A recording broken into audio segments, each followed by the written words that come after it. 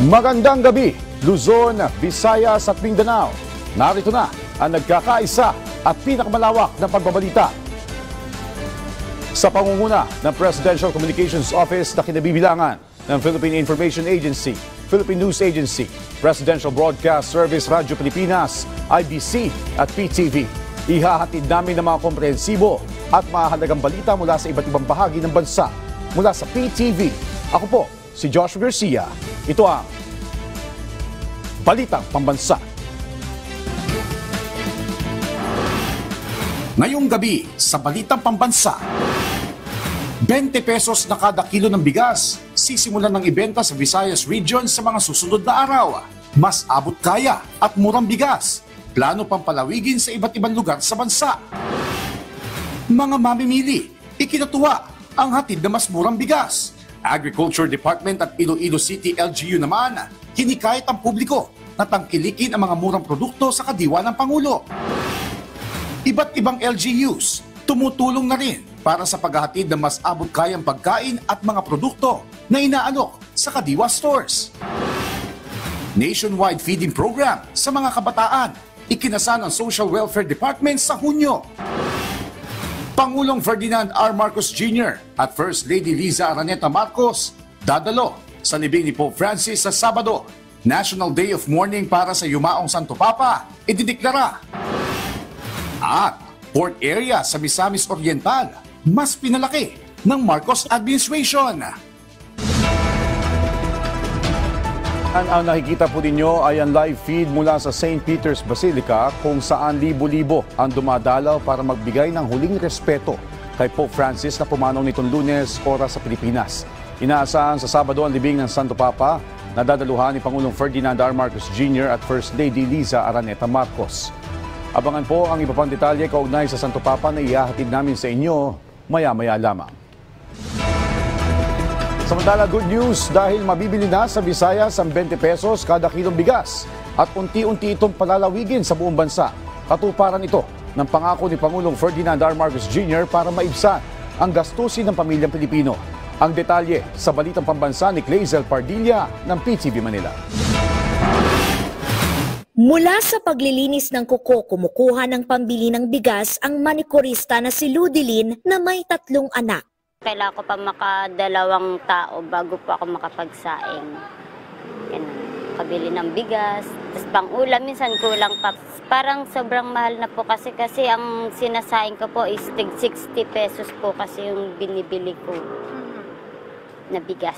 Para matulungan at maibsan ang pasani ng mga tulad ni Ludilin na nahihirapan sa mataas sa presyo ng bigas, sisimulan na ng administrasyon ni Pangulong Ferdinand R. Marcos Jr. ang pagbibenta ng tig 20 pesos kada kilo ng bigas. Bilang pagtupad sa pangako ni Pangulong Marcos Jr. ng abot kayang presyo ng bigas, inanunsyo kahapon ng Department of Agriculture na magsisimula na silang magbenta ng bigas sa halagang 20 pesos kada kilo. Uunahin ang Visayas Region kung saan marami ang supply ng NFA rice at unang nakipag-ugnayan ang mga lokal na pamahalaan. Pero palalawigin pa ito ng administrasyon at target ipatupad hanggang 2028. Ito po ay ipapatupad po talaga nationwide. At hindi lamang po ito ang naisin at aspirasyon ng ating Pangulo. At sa susunod pong taon, nanaisin po natin na mabigyan po ng sapat na pondo nang hindi na rin po kakailanganin ang anumang tulong mula sa LGUs. So, yan po ay bibigyan po ng pondo para po maibsan po talaga ang kahirapan sa pagbili po ng napakamahal na bigas. Bawat consumer maaring makabili ng hanggang 40 kilong bigas kada buwan sa mga kadiwa store, lokal na pamahalaan at mga lugar na papayagan ng mga LGU. Ang balitang yan para kay Ludilin, malaking tulong sa kanyang pamilya. Kung bababa kasi sa 20 pesos, ang karaniwang binibili niya na 60 pesos na bigas, ibig sabihin makatitipid siya ng halos 1,600 pesos kada buwan. Halimbawa, ma'am, saan niyo po gagamitin yung matitipid niyo? May 3 kayong mga anak. Pambili po ng ulam. Nakabili po ako ng mga school supplies ng mga anak ko. Tulad ngayon, malapit na yung pasukan. Para kay Ludilin, ang programa ni Pangulong Marcos, salamin ng gobyernong nakikinig at nagmamalasakit. Sobrang saya siguro kasi hindi na kailangan ng maraming trabaho, hindi na kailangan maraming pagkudkod ng paa para makabili ng bigas, ganun. Kaya siguro sobrang saya ko po pagka natupad po niya yon na 20 pesos lang ang kilo ng bigas. Mula sa PTV Manila, Clazel Pardilla, Balitang Pambansa. Samantala, alinsunod sa direktiba ni Pangulong Ferdinand R. Marcos Jr. na palawakin pa ang kadiwa ng Pangulo Stores, mas marami pang inaasahang magbubukas para sa mas mura at sariwang gulay at prutas. Ang detalye sa Balitang Pambansa ni Vel Custodio ng PTV Manila. Bagamat may mas malapit na palengke mula sa kanilang bahay, dumayo pa sina Jacqueline at Merceline sa kadiwa ng Pangulo sa 3S Center Mapulang Lupa, Valenzuela City. Mas medyo mababa po siya. Sa kadiwa, ano mo yung timbang? Tama sa timbang. Mas murang mabibili ang mga gulay at prutas ng kadiwa ng Pangulo dahil direkta itong inaangkat mula sa farm. Katulad na lang ng mga gulay na mula sa mga sakahanan sa Nueva Ecija, direktang dinadala sa kadiwa ng Pangulo Store sa 3S Center. Habang fresh from Pangasinan naman ang prutas. Bukod sa Valenzuela City, bukas na rin ang kadiwa ng Pangulo sa Quezon City Hall Pathwalk. Accessible din ang kadiwa store sa ADC Building ng Department of Agriculture. Dito sa ADC Building ng kadiwa ng Pangulo, mabibili lamang itong sayote ng 30 pesos kada kilo. Pero sa market monitoring sa palengke ay mabibili ito ng hanggang 50 pesos ang kilo. Ito namang broccoli ay 100 pesos lang mabibili dito sa kadiwa, pero ang prevailing price ito sa merkado ay umaabot ng 180 pesos kada kilo. Habang itong patatas ay 70 pesos lang dito, pero pag sa palengke ka bumili ay umaabot ito ng 100 pesos kada kilo. Samantala, tuloy-tuloy din ang pag-release ng NFA rice, lalo na't pabor ang produksyon ng palay sa klima. Actually, sa ngayon, mas maganda yung init ng panahon para sa mga halaman, lalo na sa palay. Para mas madali siyang tuyuin, pag hinarvest mo, konting bilad na lang, tuyo na. So I think it's more positive than negative, no? So unless El Nino na may maagang mga nagtanim, pero tingin ko wala pa naman. So, I think it's not a negative thing na medyo mainit ngayon. Mula NFA warehouse sa Valenzuela City, 5 truck na naglalaman ng tig-100 sako ng bigas ang dadalhin sa DAFTI at itatransport sa Kadiwa Center. Ayon sa FTI, 2 truck ng Kadiwa ang nakaabang para dalhin sa Pangasinan at Aurora. Alinsunod ang pagpapalawak ng Kadiwa ng Pangulo sa direktiba ni Pangulo Ferdinand R. Marcos Jr. para sa food security. Mula sa People's Television Network, Vel Custodio, Balitang Pambansa. Binigyan din ng Department of Agriculture na maayos ang kalidad ng 20 pesos kada kilong bigas na ibebenta ng pamahalaan sa publiko. Ito ay kasunod na naging duda ni Vice President Sara Duterte sa kalidad ng bigas at pamumulitiko umano rito. Nagbabalik si Clazel Pardilla ng PTV Manila para sa Balitang Pambansa Live. Clazel.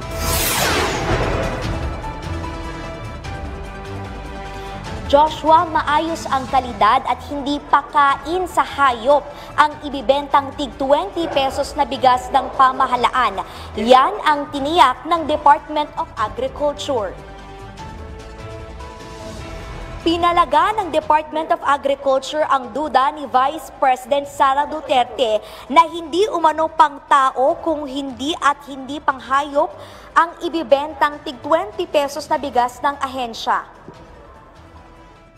We're trying to do our best to do the job that yung aming mandato, and part of it is giving the best quality rice that we can process, no, for the consumers. Kinakain ho namin yan araw-araw dito sa DA, no, to ensure ako mismo araw-araw ay tumitikim ako ng bigas at lahat kami dito yan ang kinakain namin galing sa NFA. So it's good. Ayon sa National Food Authority, maihahalin tulad sa well-milled rice ang kalidad ng NFA rice na nagkakahalaga ng 37 hanggang 54 pesos sa palengke. Galing ito sa ani ng mga magsasaka na binili ng National Food Authority. Masama loob ko doon sa kanyang sinabi at I think I speak with in behalf of the DA family, dahil medyo yung mga kasama ko dito, medyo na-disappoint din talaga sa statement na panghayop yung ibebenta naming bigas at 20 pesos. Sinagot din ng Malacanang ang batikos ng pangalawang Pangulo na budol ang pagbibenta ng murang bigas. Ayon sa palasyo, katuparan ito sa pangako ni Pangulong Marcos na tulungan ang mga may hirap at gawing abot kaya ang presyo ng bigas. Maging masaya na lamang at suportahan ang magagandang proyekto ng gobyerno. Iwasan ang crab mentality at huwag maging anay sa lipunan. Ngayon po'y nagsusumikap ang ating pamahalaan, ang ating Pangulo na matupad ang aspirasyon.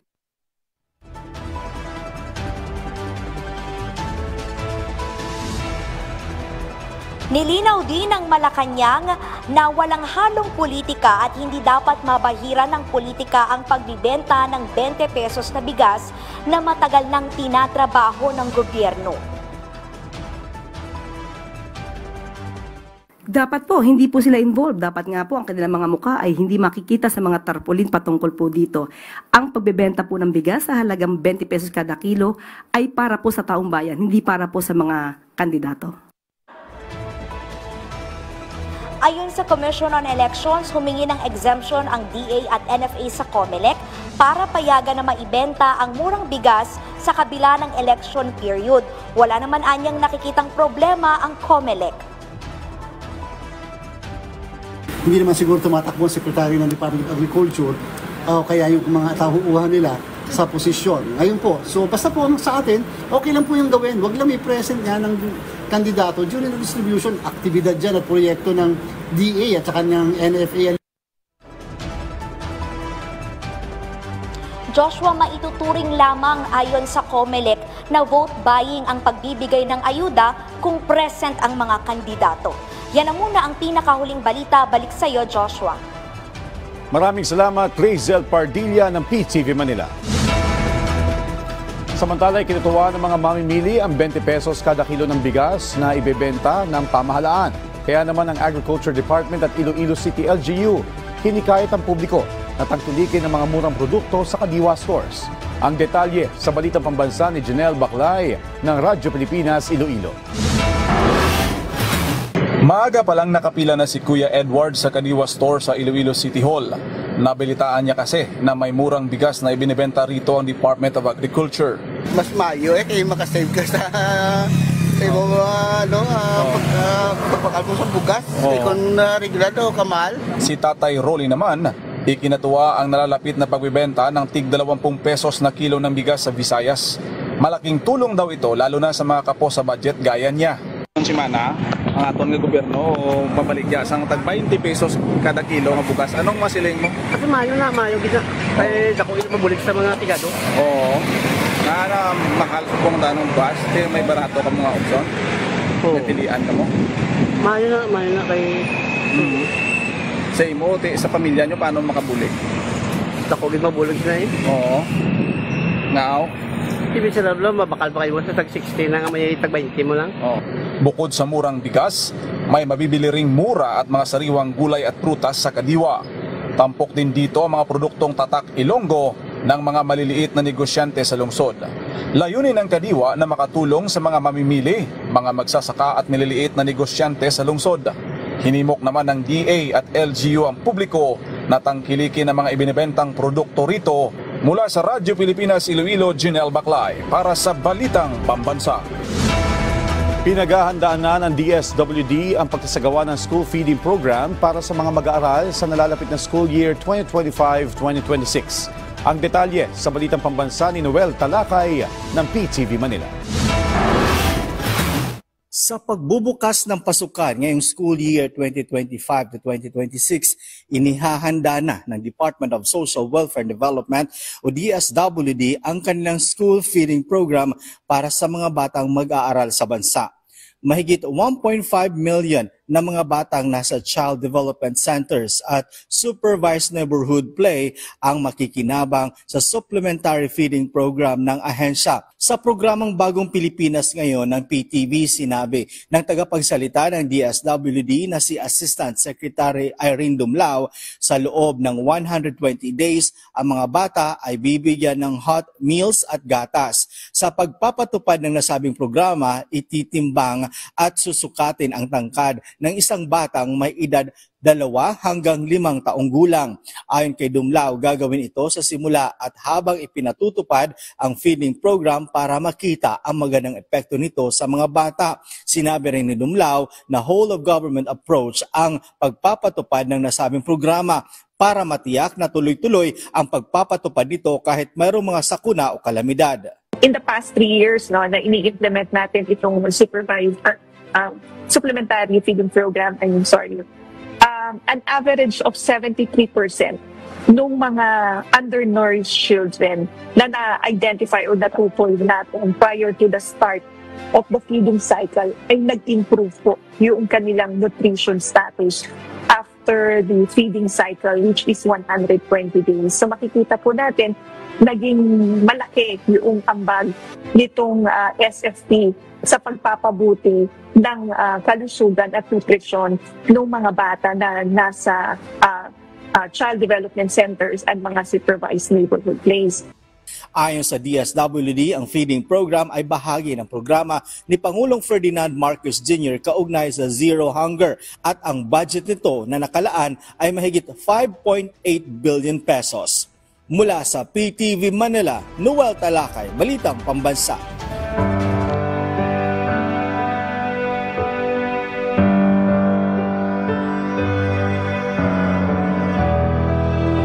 Babiyahin na ngayong gabi patungong Vatican City sina Pangulong Ferdinand R. Marcos Jr. at First Lady Liza Araneta Marcos para dumalo sa libing ni Pope Francis.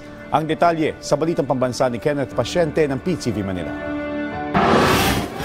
Kasado na ang pag-alis ni Pangulong Ferdinand R. Marcos Jr. at First Lady Luis Araneta Marcos para dumalo sa libing ni Pope Francis. Ayon kay PCO Undersecretary at Palace Press Officer Attorney Claire Castro, tutulak ngayong gabi ang first couple patungo sa Vatican. Bukod sa pagdalo sa funeral rites ng Santo Papa, wala pang ibang nakatakdang aktibidad sa ngayon ng Pangulo sa Vatican. Wala pang ibinigay na detalye ang palasyo sa eksaktong oras ng pag-alis ng first couple at kung anong petsa babalik ang mga ito sa bansa.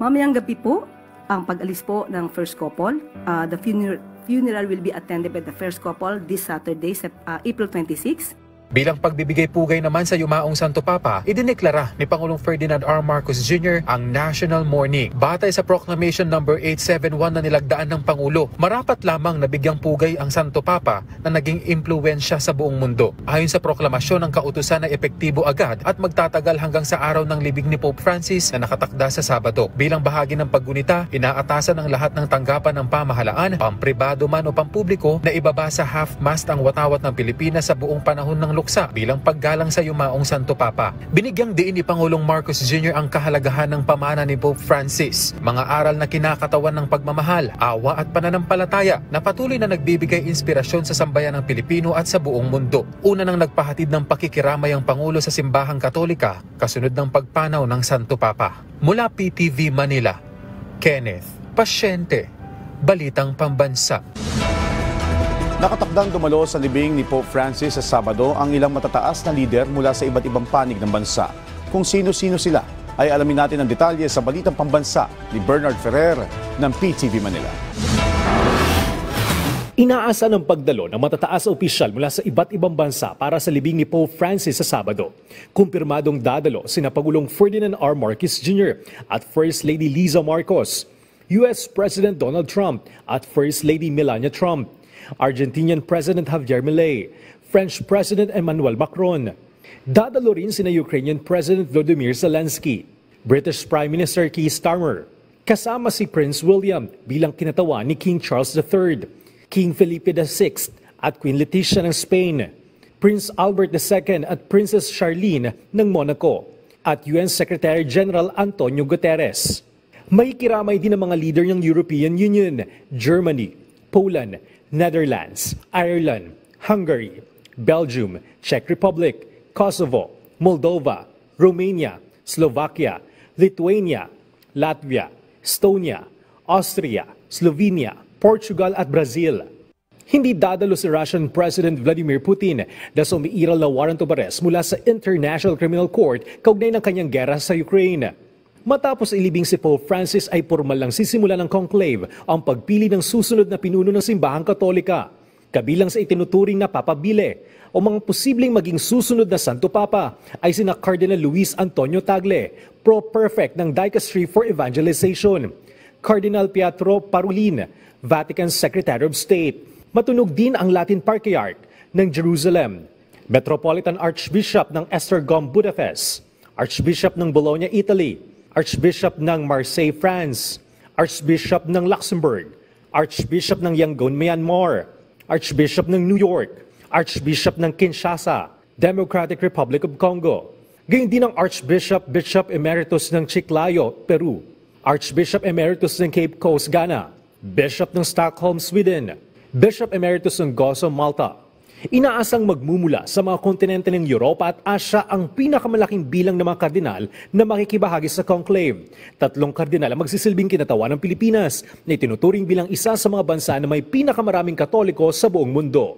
Mula sa People's Television Network, Bernard Ferrer para sa Balitang Pambansa. Samantala, para mapaigting pa ang pagtugon sa problema ng learning gap ng bansa, nakatakdang maglunsad ng 4 na summer learning programs ang Department of Education. Yan ang Balitang Pambansa ni Kenneth Pasyente ng PTV Manila. Time out muna ang mga estudyante sa eskwelahan ngayong school break. Pero ang DepEd may mga programang inilatag para sa mga estudyante na nais mapabuti pa ang kanilang kaalaman ngayong summer vacation. Yan ay sa pamamagitan ng iba't ibang summer programs ng kagawaran na naglalayong palakasin pa ang foundational skills ng mga mag-aaral. Sa naturang programa, ilulunsad ng DepEd ang Bawat Bata Makabasa program para sa reading proficiency ng mga estudyanteng nasa grades 1 hanggang 3 sa Region 9. Kasama rin dito ang nutrition at vision screening, gayon din ang pagpapabuti pa ng kakayahan ng mga guro. Ipatutupad naman ang remediation program sa grade 3 learners na kabilang sa may mababang grado sa Comprehensive Rapid Literacy Assessment. Aarangkada ito sa lahat ng rehiyon maliban sa Region 9, sa ilang dibisyon ng Region 6 at 7 at 10 eskwelahan na kabilang sa 2025 Learning Camp. Isasagawa naman ang Summer Academic Remedial Program para sa grades 4 hanggang 12 na bumagsak sa 1 hanggang 2 subject sa nakaraang school year. Inatasan din ng regional offices na patuloy na ipatupad ang kanilang regional remediation programs para sa pagbasa at mathematics para sa grades 4 hanggang 12. Habang ipatutupad pa rin ng DepEd ang learning camp sa loob ng 4 na linggo sa mga lugar kung saan ipinatupad ang pilot implementation ng matatag curriculum. Giit ng DepEd, hakbang lamang ito para mas mapataas pa ang antas ng kaalaman at kakayahan ng mga estudyante, batay na rin sa direktiba ni Pangulong Ferdinand R. Marcos Jr. Tiniyak naman ng DepEd na mabibigyan ng insentibo ang mga guro na makikilahok sa summer programs. Kabilang na riyan ang vacation service credits at professional recognition. Pagkilala raw ito ng kagawaran sa dedikasyon ng mga guro na handang ibahagi ang kanilang kahusayan ngayong summer break. Kenneth Pasyente, Balitang Pambansa. Mismong si Pangulong Ferdinand R. Marcos Jr. ang nanguna sa ceremonial presentation ng Memorandum of Agreement para sa pagpapatupad ng Digital Leadership Program na mahalaga para sa pagpapabilis ng serbisyo publiko sa bansa.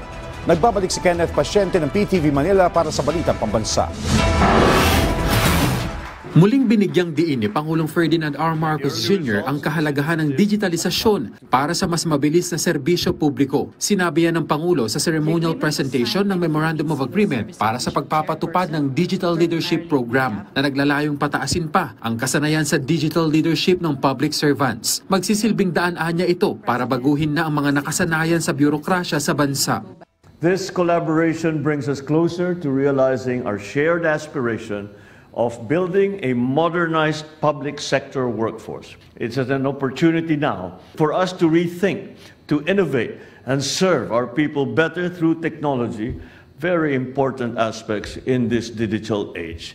With this, we see a renewed success in all that we do in government and in our service to the public. Sa ilalim kasi ng programa, sasailalim ang ilang mga public officers sa training sessions sa National University of Singapore ukol sa digital leadership. Magkakaroon ng pagkakataon ng mga participants na makakuha ng bagong kaalaman sa mga kasanayang ginawa ng Singapore sa kanilang matagumpay na digital government transformation. Sa ngayon, nasa 100 ang paunang sumailalim at nakakumpleto sa programa. They immersed themselves and brought back knowledge in understanding digital leadership, leveraging citizen-centric design, and making better decisions with data. Between now and 2027, the phase 2 of the program will train at least 10,000 of our civil servants.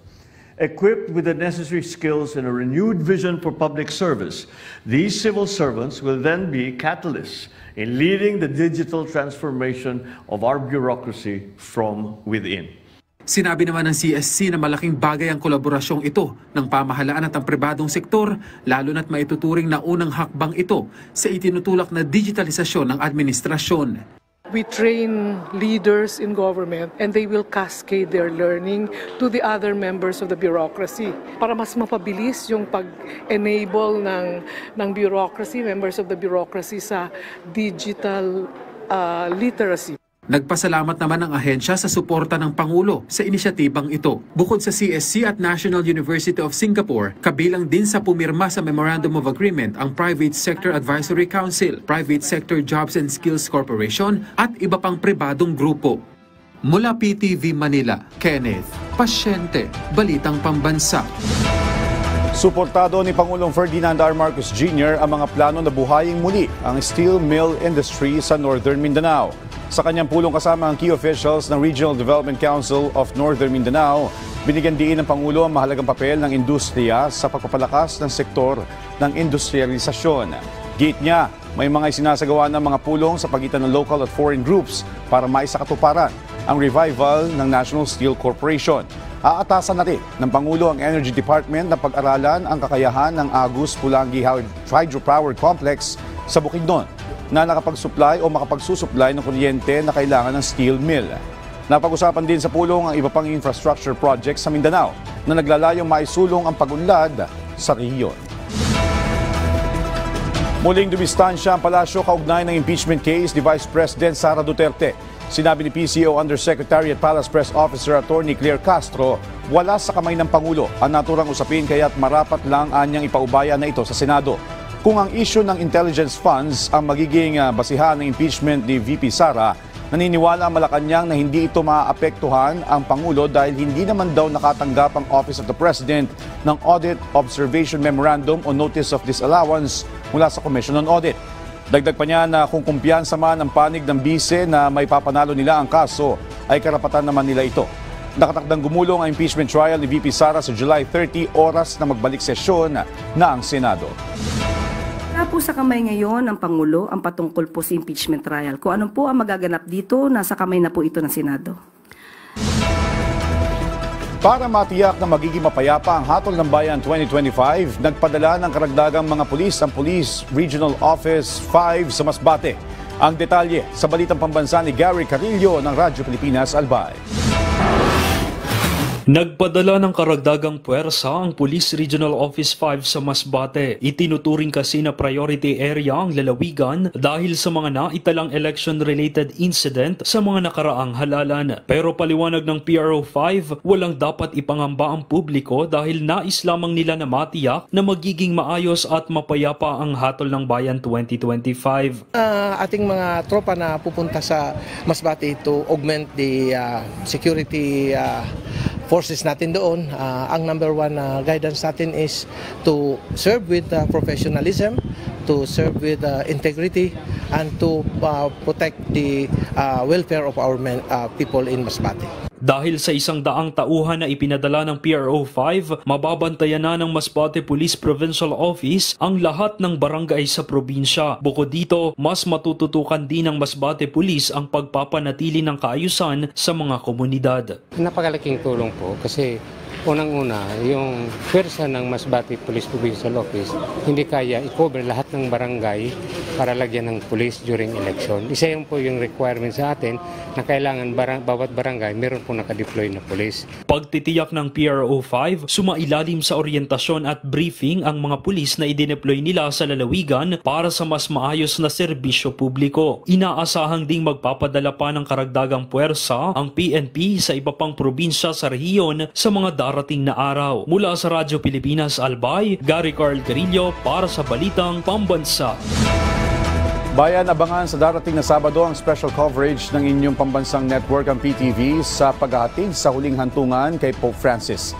Hatid po ito sa inyo ng Integrated State Media at Presidential Communications Office. Ito po ang Paalam Santo Papa Francisco. At dyan po nagtatapos ang 30 minutong ulat sa bawat sulok ng bansa. Samahan niyo kami muli mamayang alas 9:30 ng gabi para sa updated at pinalakas pang balitaan. Ito ang pinalawak na puwersa sa pangunguna ng Presidential Communications Office, kabilang ang Philippine Information Agency, Philippine News Agency, Presidential Broadcast Service, Radyo Pilipinas, IBC at PTV. Mula sa PTV, ako po si Joshua Garcia. Hatid sa inyo ang komprehensibong paghimay sa mahalagang usapin dito lang sa Balitang Pambansa.